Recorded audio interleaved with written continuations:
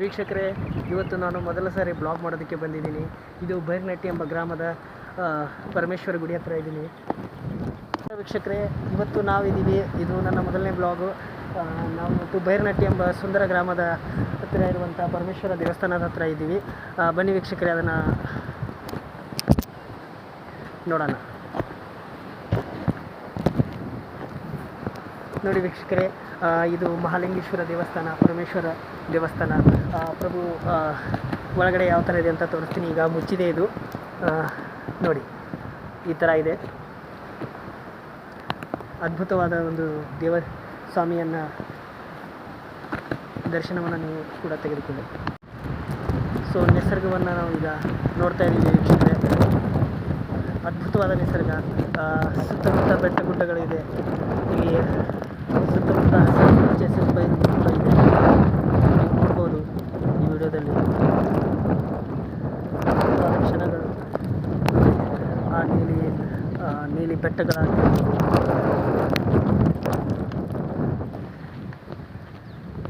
ಅದ್ಭುತವಾಗಿರುವಂಥ ಒಂದು ಕ್ಷಣ ಇದು.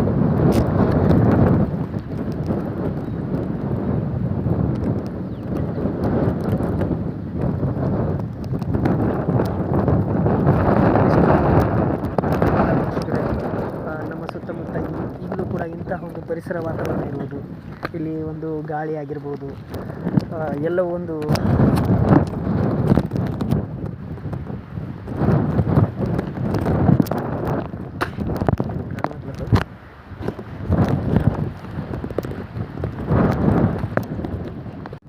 ಇರುವಂತಹ ಒಂದು ಪರಿಸರವನ್ನು ನಾವು ನೋಡಬೇಕು. ಅದ್ಭುತವಾದಂಥ ಪರಿಸರ ನೀವು ನೋಡ್ಬೋದು, ಹೊರಗಡೆ ಯಾವ ಥರ ಇದೆ ಅಂತ.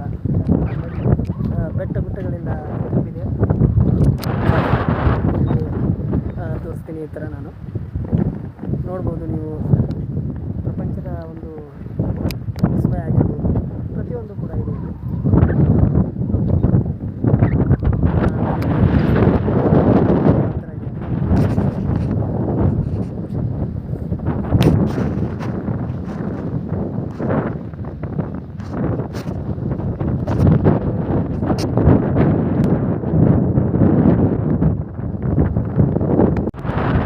ನೋಡ್ತಾ ಇದ್ದೀರಲ್ಲ, ಹಚ್ಚ ಹಸಿರು ಪೈರು, ಇಷ್ಟು ಅದ್ಭುತವಲ್ಲ. ಕಾಣ್ತಿರ್ತಕ್ಕಂಥ ಪ್ರದೇಶ ಆಗಿರ್ಬೋದು, ಹಚ್ಚ ಹಸಿರು ಮನೆಗಳು ಕೂಡ ಇದೆ. ಅದ್ಭುತವಾಗಿರುವಂಥ ಒಂದು ಜಾಗ ಇದೆ.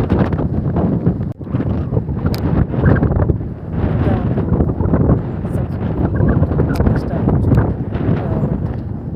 ಇನ್ನೂ ಕೂಡ ನಮ್ಮ ದೇಶದಲ್ಲಿ ಅಂತ ಏನು ಕರಿತೀವಿ ಸಿಟಿಯಲ್ಲಿ, ಅದಕ್ಕಿಂತ ಅದ್ಭುತವಾಗಿರುವಂಥ ಒಂದು ಕ್ಷಣ. ಇಲ್ಲಿ ಬೀಸುವಂಥ ಗಾಳಿ ಆಗಿರ್ಬೋದು, ತಂಪಾದ ವಾತಾವರಣವಾಗಿರ್ಬೋದು, ತುಂಬ ಅದ್ಭುತ. ಇದು ಮಳೆಗಾಲದಲ್ಲೇ ನೀವು ಇಲ್ಲಿ ಬಂದು ಅದ್ಭುತವಾಗಿ ಕಾಣುತ್ತೆ ಇದೆ. ಸುತ್ತಮುತ್ತ ತುಂಬ ಹಳ್ಳಿಗಳು ಕೂಡ ಇದೆ, ನೋಡ್ಬೋದು ನೀವು. ಇಲ್ಲಿ ತುಂಬ ಹಳ್ಳಿಗಳು ಕೂಡ ಇದೆ. ಇಲ್ಲಿ ಸುತ್ತಮುತ್ತ ಆಗಿರುವಂಥ ಒಂದು ಅಲ್ಲಿ ನೋಡ್ತಿರುವಂಥ ಎಲ್ಲರಿಗೂ ಹಾರ್ದಿಕ ಶುಭಾಶಯಗಳು. ನೋಡಿ, ನಮ್ಮ ದೇಶದಲ್ಲಿ ಸಂಸ್ಕೃತಿ ಇರೋದಕ್ಕೆ ಮುಖ್ಯ ಕಾರಣ ನಿಸರ್ಗ ಅನ್ಬೋದು. ನಿಸರ್ಗವನ್ನು ನಾವು ಎಷ್ಟು ಚೆನ್ನಾಗಿ ಇಟ್ಕೊತೀವಿ ಅಷ್ಟು ನಮ್ಮ ಒಂದು ಇದಾಗತ್ತೆ. ಸೊ ಒಂದು ಅದ್ಭುತವಾಗಿದೆ ಇಂಥ ಒಂದು ವಾತಾವರಣದಲ್ಲಿ ನೀವು ಕೂಡ ಬರಬೇಕು. ಈ ಥರದ ಒಂದು ಪ್ಲೇಸ್ಗಳನ್ನು ನೋಡ್ತಾ ಇರ್ಬೋದು. ಸೊ ನೋಡಿ ವೀಕ್ಷಕರೇ, ಯಾವ ಥರ ನಿಸರ್ಗವಾದ ಒಂದು ಮಡಲಿದೆ ಅನ್ನೋದು ನೋಡ್ಬೋದು. ಅದ್ಭುತವಾಗಿದೆ. ಅಲ್ಲಿ ಬೆಟ್ಟ ಗುಡ್ಡಗಳಾಗಿರ್ಬೋದು, ಅದ್ಭುತವಾದ ಕ್ಷಣ ಅಲ್ವಾ ವೀಕ್ಷಕರೇ?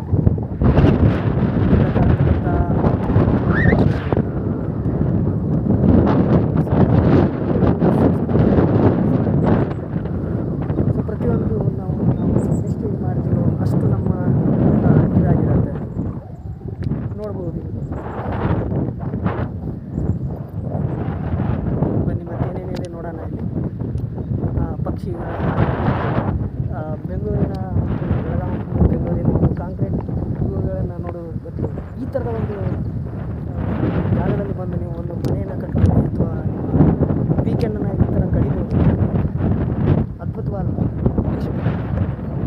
ಹಚ್ಚ ಹಸಿರು ಇರುವಂಥ ಪರಿಸರ ಆಗಿರ್ಬೋದು, ಆ ಹೊಲಗಳು.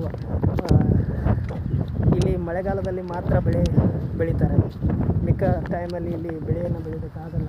ಯಾಕೆಂದರೆ ಮಳೆಯನ್ನು ಆಧರಿಸಿರ್ತಕ್ಕಂಥ ಒಂದು ಪ್ರದೇಶ ಇದು. ಇದು ಈ ಪರಮೇಶ್ವರ ದೇವಸ್ಥಾನ ಇಲ್ಲಿಂದ ಹೇಗೆ ಕಾಣುತ್ತೆ ಅಂತ ತೋರಿಸ್ತೀನಿ ನಿಮಗೆ. ಇಲ್ಲಿ ಅಕ್ಕಪಕ್ಕದ ರೈತರು ತಮ್ಮ ಹೊಲಗಳ ಬಗ್ಗೆ ಇದು ಮಾಡಬೇಕಂತ ಇರ್ತಾರೆ. ಇದು ರೋಡು, ಇದು ತುಂಬ ಭಯಾನಕವಾದ ಒಂದು ಏರಿಯಾ. ಯಾಕೆಂದರೆ ಇಲ್ಲಿ ಆಕ್ಸಿಡೆಂಟ್ಗಳು ಕೂಡ ತುಂಬ ಆಗುತ್ತೆ. ಸೊ ನೀವು ಇಲ್ಲಿ ಬಂದಾಗ ಸ್ವಲ್ಪ ಹುಷಾರಾಗಿರ್ಬೇಕಾಗತ್ತೆ ಕೂಡ. ನೀವು ನೋಡ್ಬೋದು ನೋಡಿ, ಒಂದು ಈ ಪ್ರದೇಶದಲ್ಲ ತುಂಬ ಒಂದು ಡೇಂಜರ್ ಅಂತೀವಿ ನಾವು, ಅಂದರೆ ಅಪಾಯಕಾರಿಯಾದ ಪ್ರದೇಶ. ರಾತ್ರಿ ಹೊತ್ತು ಇಲ್ಲಿ ಹೋಗೋದು ತುಂಬ ಕಷ್ಟ. ಯಾಕೆಂದರೆ ಬಟ್ ಹಗಲೊತ್ತು ಮಾತ್ರ ಇದು ತುಂಬ ಶಾಂತವಾಗಿರುತ್ತೆ, ಇಲ್ಲಿ ಯಾರೂ ಇರೋದಿಲ್ಲ. ಆದರೂ ಕೂಡ ಇದು ಒಂದು ಅದ್ಭುತನೇ ಅನ್ಬೋದು ವೀಕ್ಷಕರೇ. ನೀವು ನೋಡ್ಬೋದು. ದಯವಿಟ್ಟು ನನ್ನ ಚಾನಲ್ಗೆ ಯಾರು ಸಬ್ಸ್ಕ್ರೈಬ್ ಮಾಡಿಲ್ವೋ ಸಬ್ಸ್ಕ್ರೈಬ್ ಮಾಡಿ. ಹಾಗೆ ನನ್ನ ವಿಡಿಯೋಗಳು ಬರ್ತಾ ಇರುತ್ತೆ, ಸೊ ಮಿಸ್ ಮಾಡದೆ ನೋಡ್ತಾ ಇರಿ. ನೋಡಿ, ಒಂದು ಹಚ್ಚ ಹಸಿರು ಪೈರು ಅದ್ಭುತ ಅಲ್ವಾ?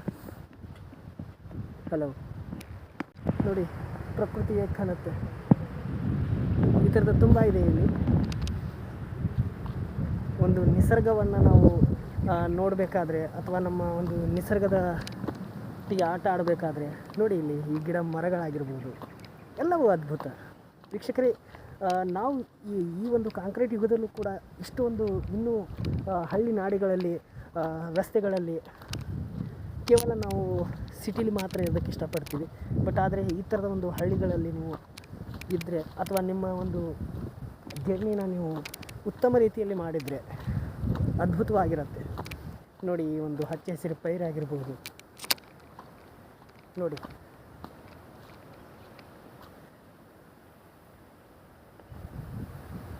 ಅದ್ಭುತವಲ್ವಾ? ಬನ್ನಿ ಮುಂದೆ ಏನಿದೆ ಅಂತ ನೋಡೋಣ. ಇನ್ನು ಇಲ್ಲಿ ಕೆಳಗಡೆ ಕೂಡ ಹೋಗುತ್ತೆ, ಅಲ್ಲೂ ಕೂಡ ಹೋಗೋಣ. ಅದಕ್ಕಿಂತ ಮುಂಚೆ ಮೇಲ್ಗಡೆ ಏನಿದೆ ಅಂತ ಸ್ವಲ್ಪ ನೋಡಿ ಬರೋಣ.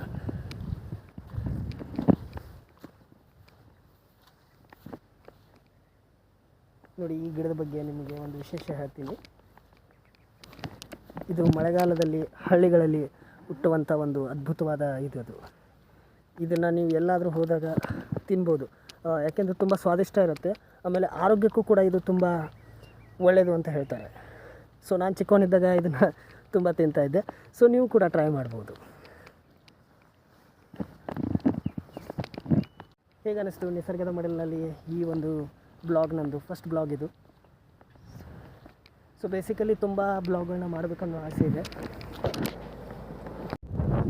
ವೀಕ್ಷಕರೇ. ಅಷ್ಟೇ ಯಾವ ಥರ ಒಂದು ನೋಡಿ, ಇಲ್ಲಿ ಪ್ರತಿಯೊಂದು ಕೂಡ ನಮ್ಮ ಏಳಿಗೆಯಲ್ಲಿ ಆಗಿರ್ಬೋದು. ಈಗ ಹಳ್ಳಿಯವರೇ ಆಗಿರಿದ್ರೆ ಪ್ರತಿಯೊಬ್ಬರಿಗೂ ಗೊತ್ತಿರುತ್ತೆ. ಅದೇ ನೀವು ಸಿಟಿಯವರಾದರೆ ಅಷ್ಟು ನಿಮಗೆ ನಿಸರ್ಗದ ಬಗ್ಗೆ ಅಷ್ಟು ನಿಮಗೆ ಮನಸ್ಸಿಗೆ ಇದಾಗಲ್ಲ. ನೋಡ್ಬೋದು ಇಲ್ಲಿ. ತಡ್ರಿ, ಫ್ರಂಟ್ ಕ್ಯಾಮ್ರಾ ಓಪನ್ ಮಾಡ್ತೀನಿ. ಇಲ್ಲಿಂದ ಈ ಬೈಲಹೊಂಗಲಿನ ಒಂದು ಏನು ನಿಸರ್ಗ ಇದೆಯಲ್ಲ, ಎಷ್ಟು ತಂಪಾದ ವಾತಾವರಣ ನೀವು ನೋಡ್ಬೋದು. ಅದ್ಭುತವಾದಂಥ ಏರಿಯಾ ಇದು. ಇಲ್ಲಿಂದ ಪರಮೇಶ್ವರ ಟೆಂಪಲ್ ಕೂಡ ಕಾಣುತ್ತೆ. ತುಂಬ ಅದ್ಭುತವಾಗಿರುವಂಥ ಒಂದು ಪ್ರದೇಶ ಇದು. ಸೊ ಇಳಿಜಾರಿನ ಪ್ರದೇಶ ಆಗಿರ್ಬೋದು. ಇಲ್ಲಿ ಮಳೆಗಾಲದಲ್ಲಿ ಮಳೆ ಅದ್ಭುತವಾಗಿ ಬರುತ್ತೆ ಇಲ್ಲಿ. ಸೊ ಸುತ್ತಮುತ್ತ ಒಂದು ಸಸ್ಯಗಳ ತವರೂರು ಅನ್ಬೋದು. ನೋಡಿ, ಆ ಗಿಡ ಮರಗಳನ್ನು ಇಷ್ಟು ಅದ್ಭುತವಾಗಿ ಕಾಣುತ್ತಿದೆ. ಇಲ್ಲಿಂದ ಪ್ರತಿಯೊಬ್ಬರು ಇದನ್ನು ಆಸೆ ಪಡ್ತಾರೆ, ಅಂದರೆ ಇಷ್ಟು ಒಂದು ಅದ್ಭುತವಾಗಿ ಇಲ್ಲಿ ತೋರಿಸ್ತಕ್ಕಂಥ ಇದಾಗಿದೆ ಅಂತ. ಅಂದರೆ ಇಲ್ಲಿ ಕೆಲವಷ್ಟು ಜನ ಈ ಊರಿನ ಯುವಕರಿದ್ದಾರೆ. ಬನ್ನಿ ಇವರೊಟ್ಟಿಗೂ ಮಾತಾಡೋಣ. ನಮ್ಮ ಹೆಸರು?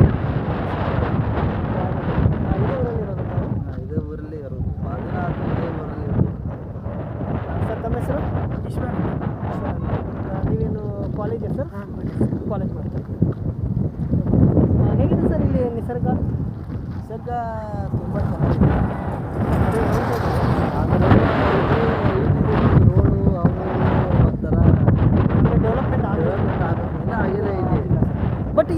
ಅದ್ಭುತ. ಅಂದರೆ ಈ ಊರು, ಈ ಒಂದು ಬೆಟ್ಟ ಗುಡ್ಡದ ಅಕ್ಕಪಕ್ಕ ಇರುವಂಥ ಊರುಗಳು ಎಷ್ಟಿದೆ ಸರ್? ಇಲ್ಲಿ ಒಂದು ಸುಮಾರು ಈ ಹೊಲಗಳು ಸರ್? ಹೊಳಗಳು ತುಂಬ ಇದೆ ಇಲ್ಲಿ. ಹೊಳಗಳಕ್ಕಿಂತ ಇಲ್ಲಿ ಗಿಡ, ಕಲ್ಲು, ಮಣ್ಣು ಇದು ಜಾಸ್ತಿ ಇದೆ ಸರ್. ಆಮೇಲೆ ಇಲ್ಲಿ ಈ ಬೇಸಾಯ ಮಾಡೋದಕ್ಕೆ ಯಾವ ಥರ ಅವಲಂಬಿಸಿದೆ ಸರ್? ಬೇಸಾಯ ಮಾಡಕ್ಕೆ ನೀರು ಇಲ್ಲಿ ಮಳೆ ಬಂದರೆ ಬೆಳೆ, ಮಳೆ ಬಂದರೆ ಮಾತ್ರ ಬೆಳೆ, ಇಲ್ಲಾಂದರೆ ಇಲ್ಲಿ ತೋಟ ಮತ್ತು ನೀರಾವರಿಗೆ ಅಂದರೆ ನೀರಿನ ಯಾವುದೇ ಒಂದು ವ್ಯವಸ್ಥೆ ಇಲ್ಲ ಸರ್, ಅನುಕೂಲ ಇಲ್ಲ. ಸರ್ ತಾವೇನು ಮಾಡ್ಕೊಂಡಿದ್ದೀರಿ? ರೈತ ಇದ್ದೀವಿ. ಇದು ಹೊಲ ಮನೆ ಇಲ್ಲೇ ಇದೆಯಾ? ಇದೆ, ಅದೆಲ್ಲ ಇದೆ, ಫ್ಯಾಮ್ಲಿ ಎಲ್ಲ ಇದೆ. ಇಷ್ಟು ಅದ್ಭುತವಾದ ಒಂದು ನಿಸರ್ಗದಲ್ಲಿ ನೀವು ನಿಂತ್ಕೊಂಡಾಗ ನಿಮಗೆ ಯಾವ ಥರ ಫೀಲ್ ಆಗುತ್ತೆ ಸರ್? ಒಂಥರ ಫೀಲ್ ಆಗುತ್ತಿದೆ. ಇರ್ತಕ್ಕಂಥ ಈ ಒಂದು ಪ್ರಕೃತಿನ ನಾನು ನೋಡಿದೆ, ಮನಸ್ಸಿಗೆ ಒಂಥರ ತುಂಬ ಆನಂದ ಆಗ್ತಾ ಇದೆ ಸರ್. ವಾತಾವರಣ ತುಂಬ ಚೆನ್ನಾಗಿದೆ ಇಲ್ಲಿ. ಅಂದರೆ ಈಗಿನ ಒಂದು ಸಿಟಿಯಲ್ಲಿ ನಾವು ನೋಡಿದಾಗ ಅಲ್ಲಿ ಕೇವಲ ನೀವು ಗಾಡಿ ಒಂದು ಸದ್ದು ಆಗಿರ್ಬೋದು, ಒಂದು ಕಾಂಕ್ರೀಟ್ ಆಗಿರ್ಬೋದು, ಬಟ್ ಈ ಒಂದು ವಾತಾವರಣ ನೋಡಿದಾಗ ನಮಗೊಂದು ಅದ್ಭುತ ಅನಿಸ್ತದೆ. ನೀವು ಇಲ್ಲಿದ್ದಾಗ ನಿಮ್ಗೆ ಯಾವ ಥರ ಅನಿಸ್ತದೆ? ನಮಗೆ ಸಿಟಿಯಲ್ಲಿ ಇರೋದ್ರಿಂದ ಇಲ್ಲಿ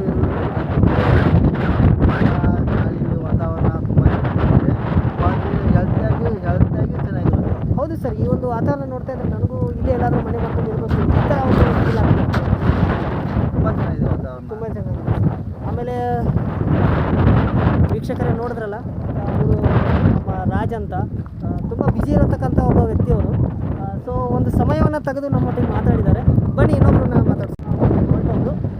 ಸೊ ಇದೇ ಥರ ಒಂದು ಪ್ರಕೃತಿಯ ಪ್ರೇಮಿ ನೀವು ಆಗಿದ್ದರೆ ಬರಬೇಕು. ನೀವು ಕೂಡ ಬಂದು ಯಾವ ಥರ ಇದೆ ಇಲ್ಲಿ ಅನ್ನೋದನ್ನು ಸುತ್ತಮುತ್ತವನ್ನು ನೀವು ನೋಡಬೇಕು. ಈ ಥರ ನೋಡಿ, ಈ ಊರ ಹೆಸರು ಬೈರನಡ್ಡಿ ಅಂತ. ನಿಮ್ಗಾಗಲೇ ಹೇಳಿದಾಗೆ ಪರ್ಮಿಷನ್ ತುಂಬ ಅದ್ಭುತವಾದ ಒಂದು ವಾತಾವರಣ.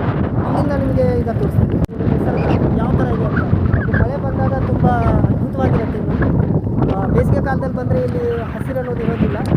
ಬಟ್ ಆದರೂ ನೋಡಿ, ಇಲ್ಲಿ ರೈತರು ಹೊಲಗಳನ್ನ ಮಾಡ್ತಾ ಇದ್ದಾರೆ. ಇಲ್ಲಿ ಅವರ ಬೇಸಾಯನ ಮಾಡಿ ಇಲ್ಲಿ ನಿತ್ಯದ ಬದುಕು ಕೂಡ ಬೇಸಾಯ ಮೂಲಕ ಇರುತ್ತೆ. ನೋಡ್ಬೋದು ನೀವು ಯಾವ ಥರ ಇದೆ ಅಂತ ಅಲ್ಲಿ ನೋಡ್ಬೋದು. ಸೊ ಬೆಟ್ಟ ಗುಡ್ಡ ಆಗಿರ್ಬೋದು, ಈ ಥರದ ಪ್ರಕೃತಿ ಈಗ ನಮ್ಮ ಈಗಿನ ಒಂದು ಜನ್ರೇಷನಲ್ಲಿ ಸಿಗೋದು ತುಂಬ ಕಷ್ಟ. ಬಿಕಾಸ್ ನಮ್ಮ ಜನಗಳೇನು ಮಾಡ್ತಾ ಇದ್ದಾರೆ ಅಂದರೆ ಈ ಪ್ರಕೃತಿಯನ್ನು ಹಾಳು ಮಾಡ್ತಾ ಇದ್ದಾರೆ. ನೋಡಿ ಇದು ಯಾವ ಥರ ಇದೆ, ಅದ್ಭುತವಾದ ಒಂದು ಪ್ರದೇಶನೇ ಅನ್ಬೋದು ನಾವು. ನೋಡಿ ಎಲ್ಲೆಲ್ಲೋ ಹಸಿರು, ಸೂಪರ್ ಆಗಿದೆಯಲ್ಲ. ನೀವು ಇಂತಹ ಒಂದು ವಾತಾವರಣ ನಿಮ್ಗೆ ಸಿಗಲ್ಲ ಮತ್ತೆ. ಇದನ್ನು ನಾವು ನಾಶ ಮಾಡಬಾರ್ದು, ಇದನ್ನು ನಾವು ಬೆಳೆಸ್ಕೋಬೇಕು. ಅದ್ಭುತವಾಗಿದೆಯಲ್ಲ. ಮತ್ತು ಬನ್ನಿ ಇಲ್ಲಿಂದ ನಾವು ಹೋಗೋಣ ಈಗ, ಯಾವ ಥರ ಕಾಣುತ್ತೆ ಅಂತ.